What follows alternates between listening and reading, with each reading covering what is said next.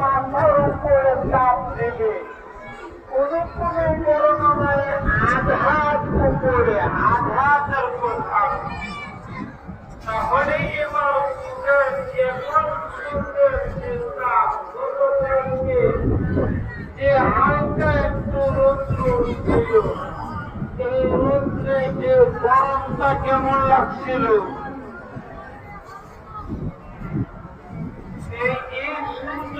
এখন কতটুকু দূরে আসছে, আর এই সূর্যটা যদি আধা গুণ করে আসছে